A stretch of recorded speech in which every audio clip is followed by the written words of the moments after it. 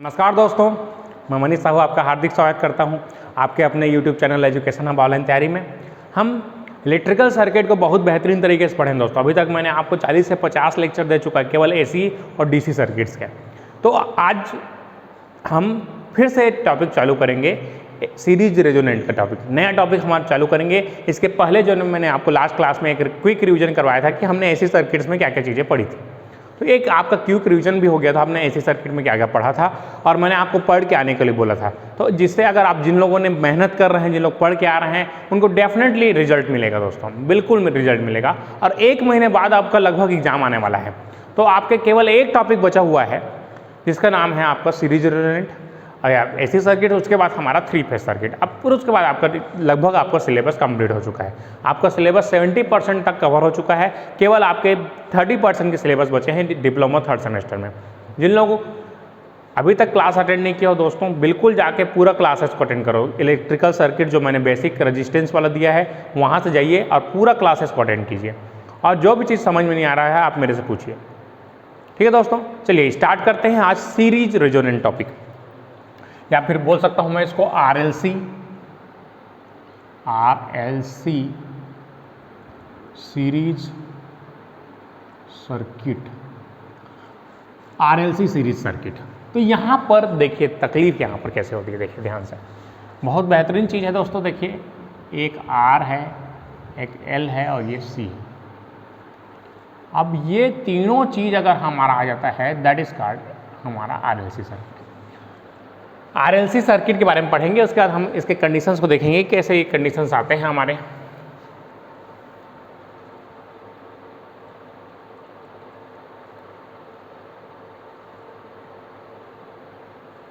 इस तरीके से तो ये हमारा सीरीज सर्किट है। इस तरीके से हम बनाते हैं बहुत बेहतरीन तरीके से। अब इसके बाद देखिए आपका V बराबर हमारा मान लेता हूँ Vm साइन ओमेगा t है। ये हमारा मान लेता हूँ, ये हमारा रेजिस्टेंस R है और ये हमारा इंडक्टेंस L है। तो इसके लिए ये L है और ये C है। यहाँ का वोल्टेज, यहाँ से करंट जा रहा है, I करंट जा रहा है मान लेते हैं, ये प्लस माइनस इस तरीके से।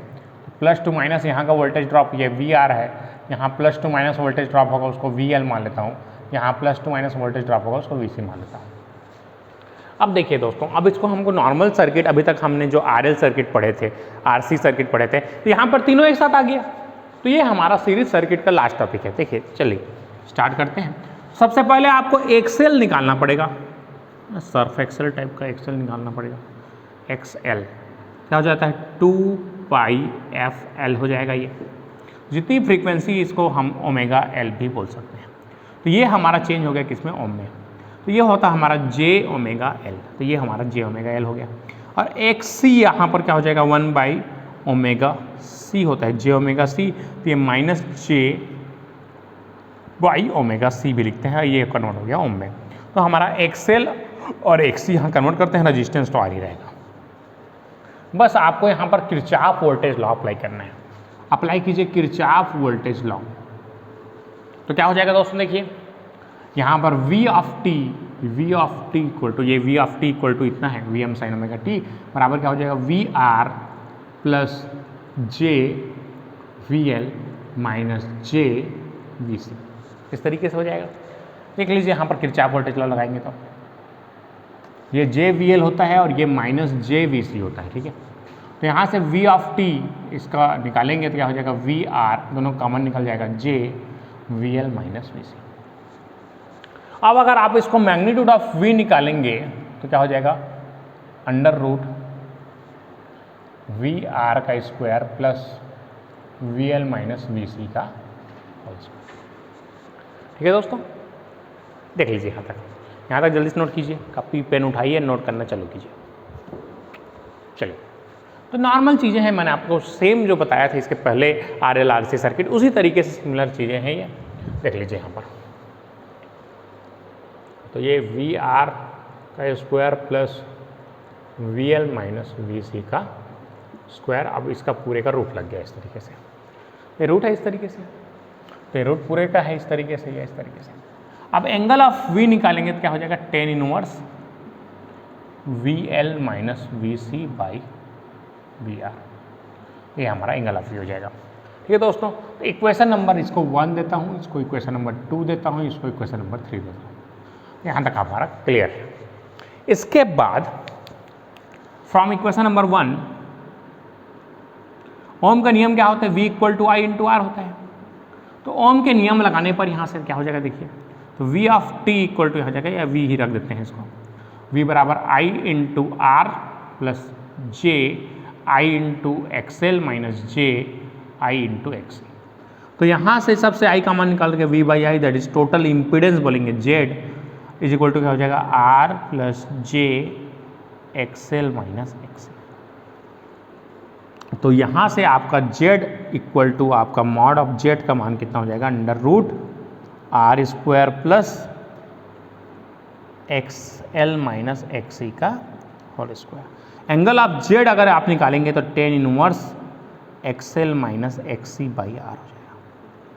ठीक है, तो यहाँ से cos φ equal to power factor क्या हो जाएगा, यहाँ से cos φ equal to cos φ that is equal to power factor that is equal to R/Z।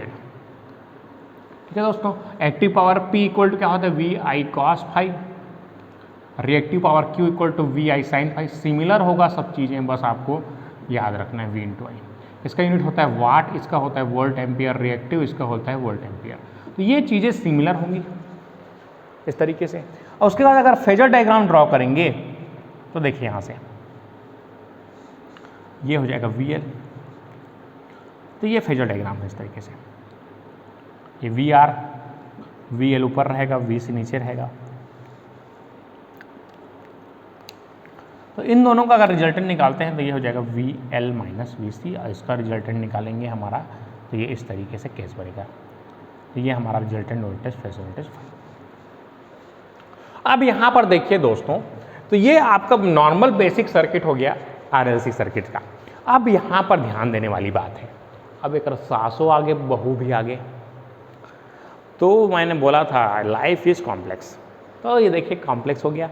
अब R और L का मान यहाँ पर डिसाइड करेगा, L XL और XC का मान, यहाँ दो चीज़ें यहाँ पर डिसाइड करेंगे। देखिए XL बराबर XC।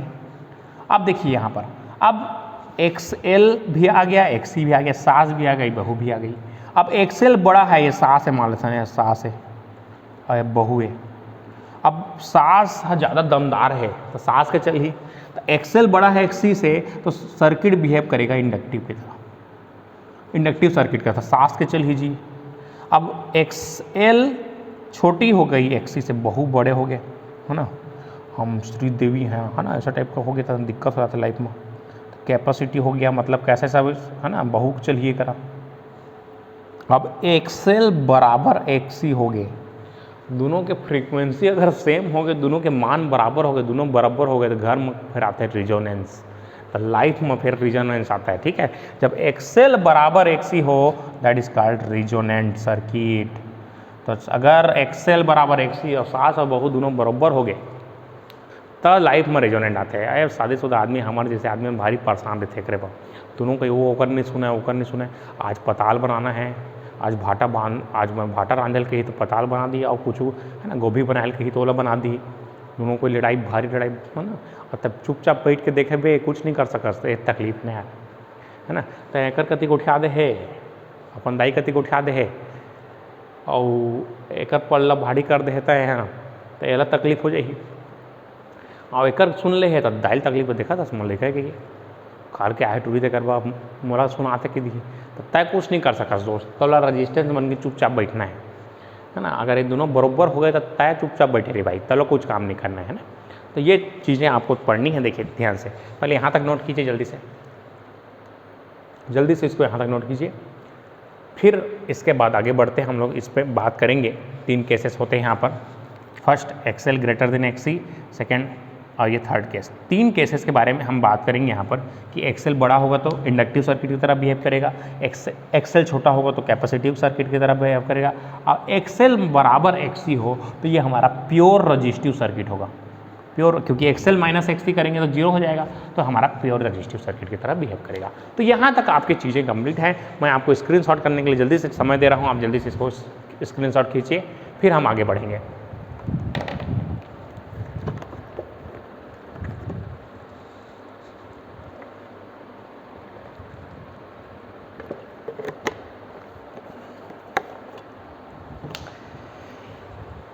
तो यहाँ तक क्लियर है दोस्तों, देखिए ध्यान से आगे।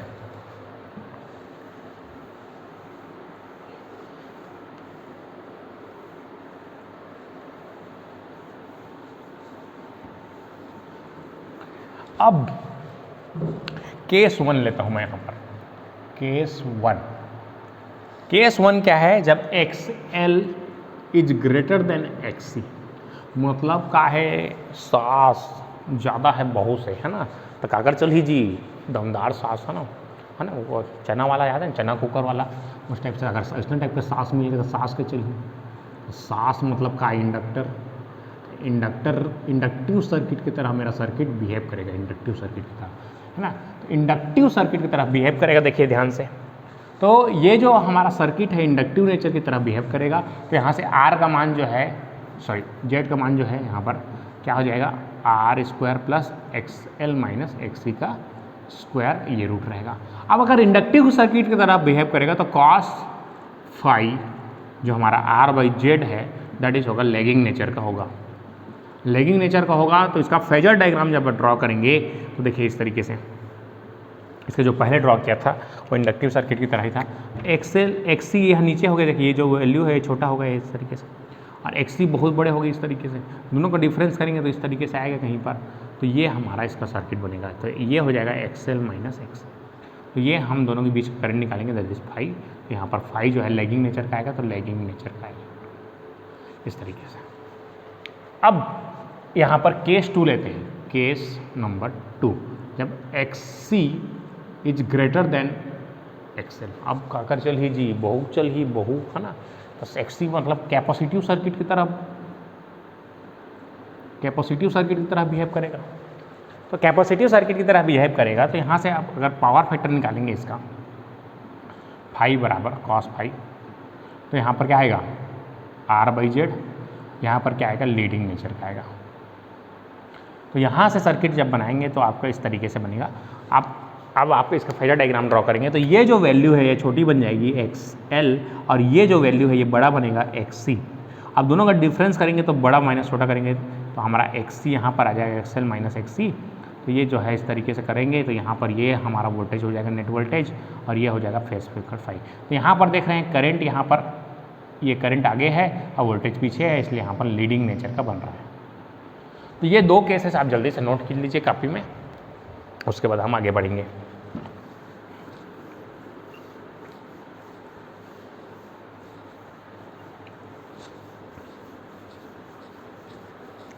तो यहाँ जल्दी से स्क्रीनशॉट खींच सकते हैं हम जल्दी से इसको यहाँ तक। तो यहाँ पर मैंने आपको 2 केसेस बनाए कि XL का मान यदि ज़्यादा है, सीधा सीधा बात है, जो जिसका मान ज़्यादा रहेगा उसके हिसाब से सर्किट बिहेव करेगा। इंडक्टर ज़्यादा है तो इंडक्टिव सर्किट की तरह बिहेव करेगा, और अगर कैपेसिटर ज़्यादा है तो आपको कैपेसिटिव सर्किट की तरह बिहेव करेगा। अगर मैं आपको बोलूँ कि RLC सर्किट आपके घर में कहाँ यूज करते हैं, तो आप अपने पंखा को देखिए, तो पंखा को देखेंगे वहाँ पर एक कैपेसिटर लगा है और जो घूम रहा है उसमें इंडक्टर लगा है, तो आपका जो पंखा है that is RLC series circuit. तो ये आपका RLC सर्किट है, ठीक है दोस्तों। जो आपके घर में सीलिंग फैन लगा है वो आपका RLC सर्किट का एग्जाम्पल है। इसका एग्जाम्पल आप लिख सकते हैं सीलिंग फैन, सीलिंग फैन, है ना। या फिर आपका पंप होता है, पंप, जितने भी AC मोटर होते हैं, आप जिसे, है ना, कहीं पिसान पिसवा जाता है ना घर में, कहीं मैंने गाँव में कहते पिसान पिसवा जाता। पिसान नहीं बेटा, तुम क्या पिसवाने जा रहे हो, अनाज पिसाने जा रहे हो, है ना। व्याकरण को सुधारिए अपना। तो जो है ना मिलिंग मशीन में जाते हो, मिल में जाते हो, है ना, मिल में जाते हो ना, मिल में ग्राइंडर कराने, आटा पिसवाने, है ना। कई जन आटा पिसवाने जाते हैं, कितने पिसान पिसवा जाते हैं, कितने एक से एक आदमी रहते हैं, पिसान नहीं आटा, अनाज, ठीक है। तो ये सब में आपका ये RLC सर्किट होता है, ठीक है दोस्तों। कैपेसिटर का यूज इसीलिए करते हैं हम लोग ताकि हम चीज़ों को सिंप्लीफाई कर सकें, हमारा इंडक्टिव नेचर कम हो सके। चलिए अब ये मशीन में और डिटेल में पढ़ाएंगे इन सब चीज़ों को।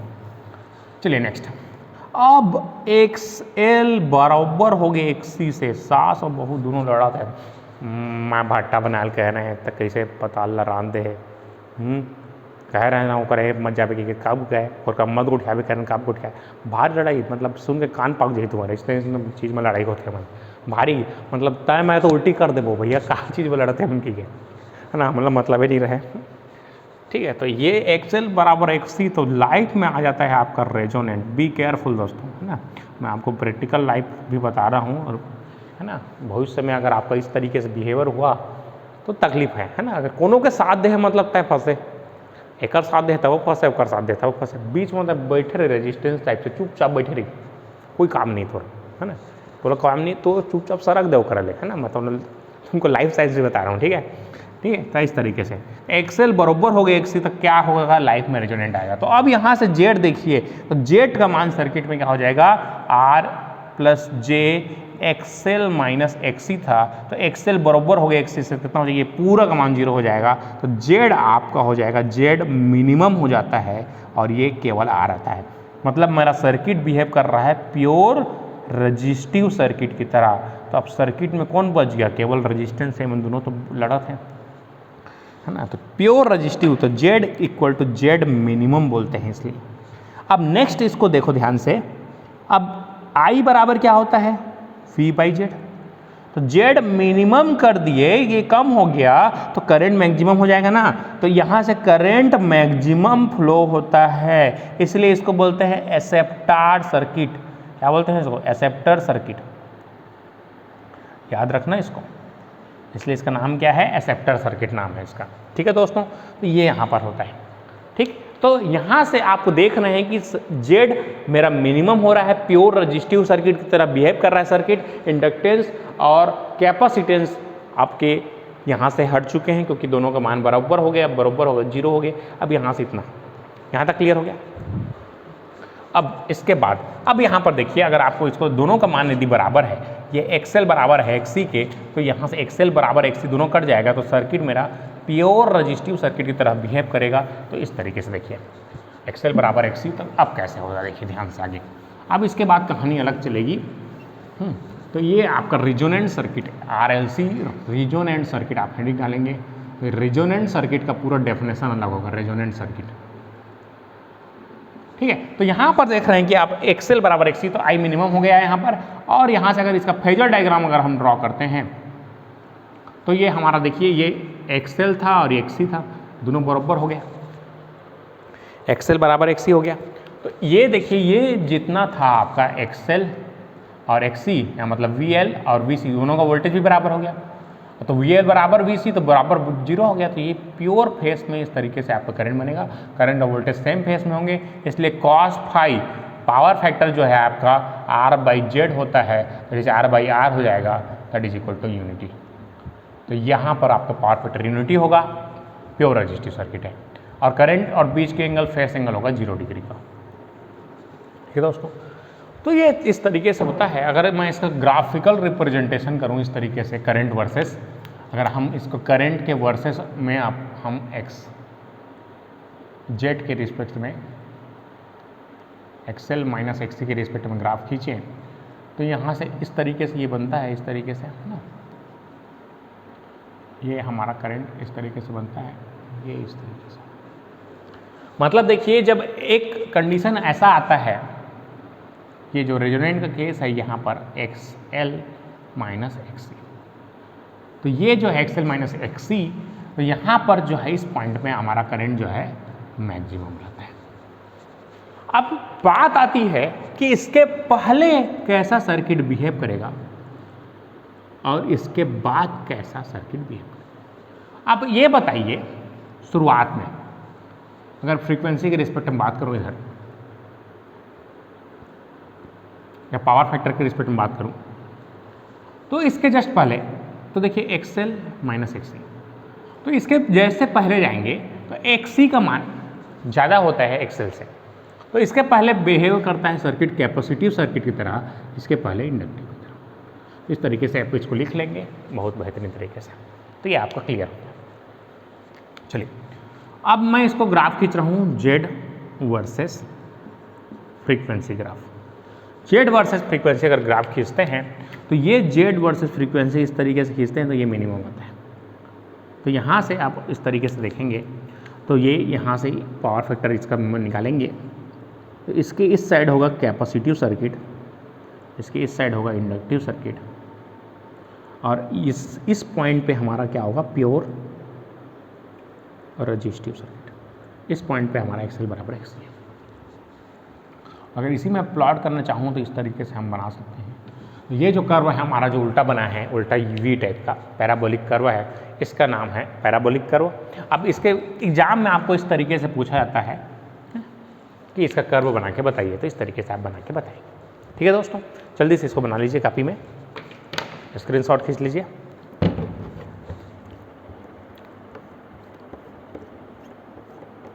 जल्दी से, अभी कहानी ख़त्म नहीं हुई है, अभी जस्ट स्टार्ट किए हैं।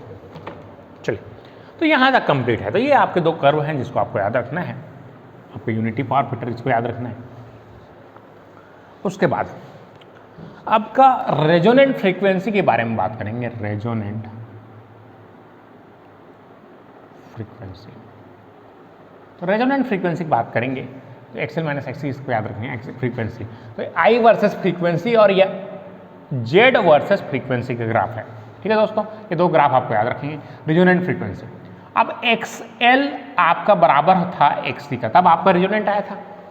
तो देखिए एक्सएल बराबर क्या होता है, ओमेगा टाइम्स ऑफ एल, और इसका मान होता है 1/ओमेगा सी। तो ओमेगा का इधर गुणा कर दीजिए, तो ओमेगा स्क्वायर बराबर क्या हो जाएगा 1/LC। तो ओमेगा बराबर क्या हो जाएगा 1/√LC। तो ये आपका रेजोनेंट फ्रीक्वेंसी है रेडियन पर सेकेंड में। अब ओमेगा का मान 2πfr भी होता है, तो 1/√LC। तो FR रेजोनेंट फ्रीक्वेंसी का मान क्या हो जाएगा 1/2π√LC। तो ये आपका रेजोनेंट फ्रीक्वेंसी आपका आ गया हर्ट्ज में। तो फ्रीक्वेंसी का यूनिट क्या होता है दोस्तों, हर्ट्ज। ठीक, तो फ्रीक्वेंसी, ये रेजोनेंट फ्रीक्वेंसी का केस आ गया। तो रेजोनेंट फ्रीक्वेंसी इस तरीके से आपका बन जाता है। ठीक है दोस्तों, इस तरीके से आपका क्लियर है। तो यहाँ तक आप नोट करेंगे, जल्दी से पेन कापी लेके बैठना है दोस्तों बिल्कुल, और नोट करते हुए चलना है। अब मैं नोट्स तुरंत बनवाऊंगा और आपसे ग्रुप में तुरंत आपको भेजना है क्लास के बाद।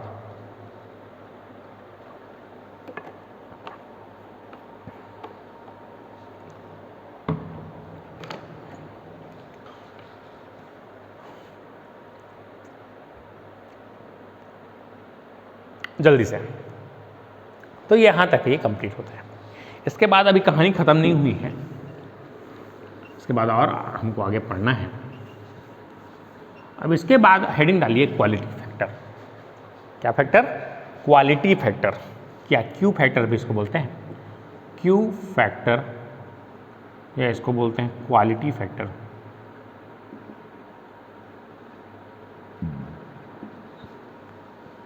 क्यू फैक्टर और क्वालिटी फैक्टर, देखिए ध्यान से इसके बारे में पढ़ते हैं। क्या है क्यू फैक्टर, एग्जाम में डायरेक्ट आपसे पूछता है क्वालिटी फैक्टर के बारे में क्या है। मैंने ISSC का एग्जाम दिया था, उसमें डायरेक्ट क्वेश्चन पूछा गया था क्वालिटी फैक्टर का आपका बताइए क्या होता है करके। तो याद रखिए इसका डेफिनेशन। तो इसका डेफिनेशन है, it is the ratio of, चलिए इसको लिखिए, it is the ratio of voltage across capacitor और inductor divided with to the voltage across resistor। ठीक है दोस्तों, तो क्या है quality factor, it is a ratio of voltage across capacitor और inductor to the voltage across resistor. मतलब Q factor equal to मैं बोल सकता हूँ VL और VC बटे VR। तो VL बाई VC, चलिए मैं VL ले लेता हूँ, तो क्या हो जाएगा ओमेगा L, VL का मान ओमेगा L ले लेता हूँ, किसी को भी ले सकते हैं आप, VL बाई VC लिख लीजिए। मैं यहाँ पर आपको VL बाई VC लेंगे तब भी सेम आएगा। अब मैं VL बाई VR लेता हूँ, ओमेगा L और बटे VL, तो I इंटू XL होगा, ये I इंटू R होगा। I से I कैंसल, XL बराबर होता है ओमेगा L बटे R, तो ये ओमेगा L बटे R होगा। ये इसका यूनिट होता है ओम और इसका यूनिट होता है ओम से ओम कट गया, डायमेंशनलेस क्वांटिटी है। क्या है, डायमेंशनलेस क्वांटिटी है, यूनिटलेस क्वांटिटी है। ठीक है दोस्तों, अब ओमेगा का मान कितना होता है दोस्तों, देखिए इस ओमेगा का मान कितना होता है, अभी निकाला 1/√LC, 1/√LC गुड़ा इसको √L गुड़ा √L लिख सकता हूँ। एक √L से एक √L कट जाएगा, तो क्या बचेगा, इसको 1/r, ऊपर में बचा √L और नीचे में बचा √C, दोनों को एक साथ लिखेंगे तो 1/r √L/C। तो क्वालिटी फैक्टर आपका सीरीज सर्किट के लिए क्वालिटी फैक्टर सीरीज सर्किट के लिए आपका आ जाएगा 1/r √L/C। तो ये आपका क्वालिटी फैक्टर है 1/r √L/C। देख लीजिए दोस्तों यहाँ तक, तो यहाँ तक कंप्लीट है। तो रिजोनेंट फ्रीक्वेंसी आपका ये भी क्लियर है, क्वालिटी फैक्टर भी क्लियर है। तो आगे बढ़ते हैं इसके बाद। अब यहाँ पर ध्यान देने वाली बात ये है,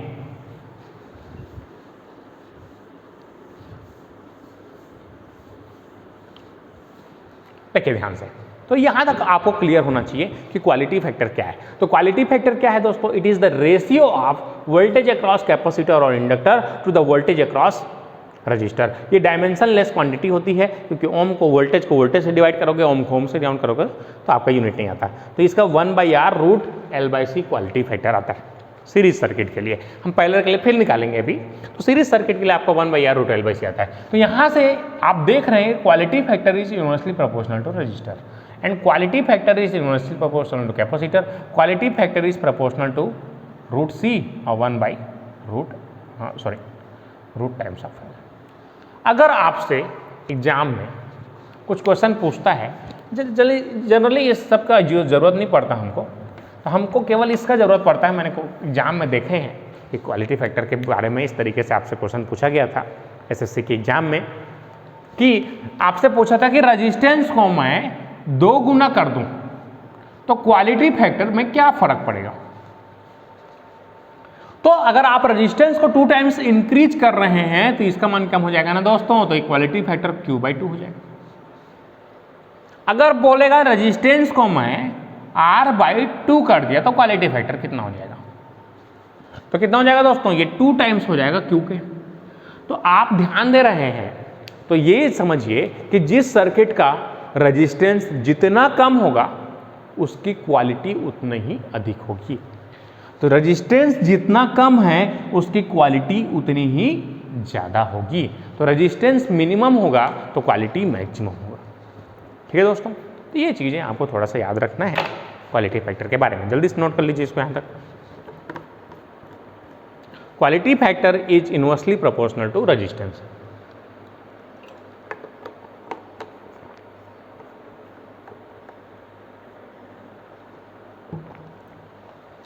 तो यहाँ तक आपके क्वेश्चंस क्लियर हैं।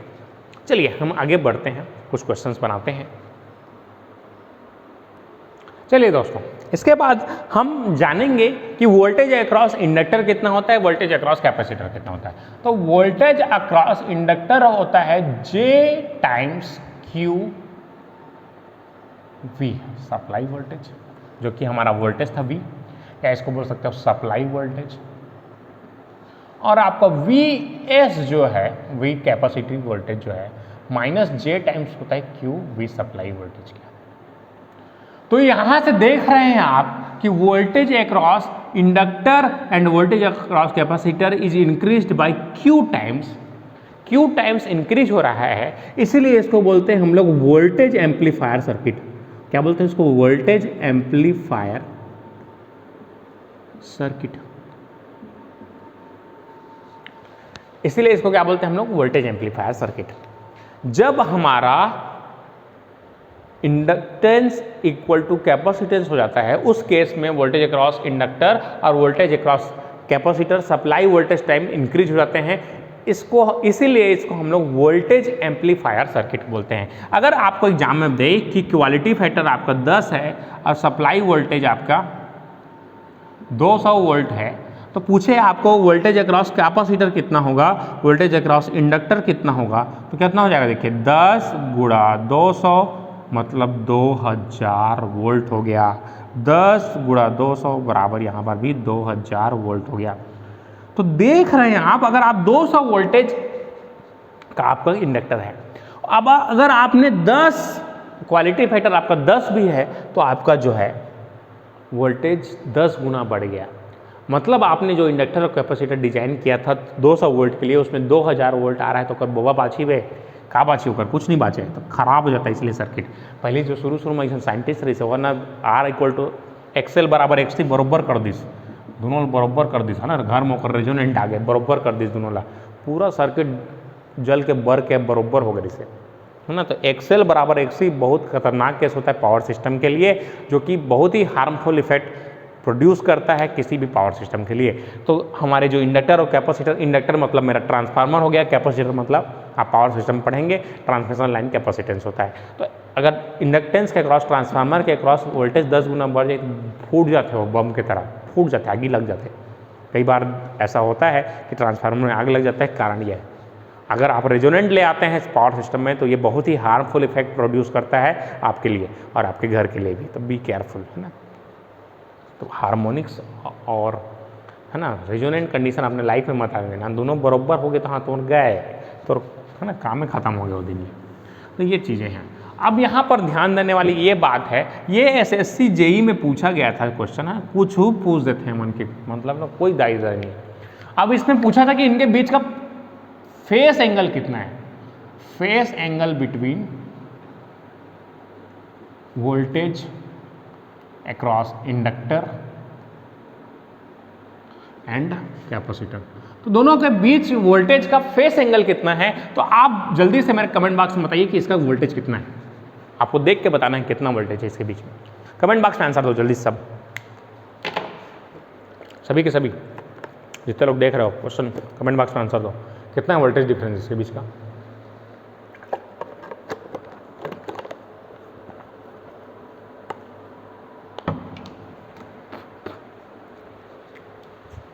तो देखिए यहाँ पर J और यहाँ -J, मतलब प्लस और माइनस। तो प्लस और माइनस मतलब कितने का अंतर होता है दोस्तों, 180 डिग्री का। दोनों के बीच का फेज डिफरेंस कितना होता है, 180 डिग्री का। याद रखिए, ये क्वेश्चन मेरा एसएससी जेईई में पूछा गया था। ठीक है दोस्तों, तो अगर आपको अभी तक मैंने आपको जो टॉपिक पढ़ाया सीरीज रेजोनेंट, आज के टॉपिक में देखिए ध्यान दीजिए। मैं क्या करता हूँ, एक दिन में आपको एक टॉपिक समझाने की कोशिश करता हूँ। तो मैंने आज आपको बताया सीरीज रेजोनेंट के बारे में। तो सीरीज रेजोनेंट के बारे में हमने पूरे क्लास में अभी आधे घंटे में पढ़ा है। तो आपने देखा कि हम कैसे एक सीरीज रेजोनेंट कैसे होता है जब एक्सएल का मान एक्ससी के बराबर होता है। तो मैंने आपको कुछ डेली लाइफ से क्वेश्चन भी बताएं जिससे आप रिलेट कर पाएँ चीज़ों को। ठीक है दोस्तों, अगर आपको वीडियो अच्छा लगा तो लाइक कर दीजिए। आप अगर आपने चैनल को सब्सक्राइब नहीं किया तो सब्सक्राइब करके बेल आइकन को दबा दीजिए, जिससे हमारे सारे नोटिफिकेशंस आपको मिलते रहें। धन्यवाद दोस्तों, कल फिर मिलते हैं नेक्स्ट नए टॉपिक के साथ, पैरेलल सर्किट्स के, एसी पैरेलल सर्किट्स कल हम पढ़ेंगे। उसके बाद पैरेलल पढ़ा लूँगा तो दोनों का हम न्यूमेरिकल करेंगे कि दोनों के न्यूमेरिकल हम कैसे करते हैं। ठीक है, आज के लिए इतने ही रखते हैं, धन्यवाद।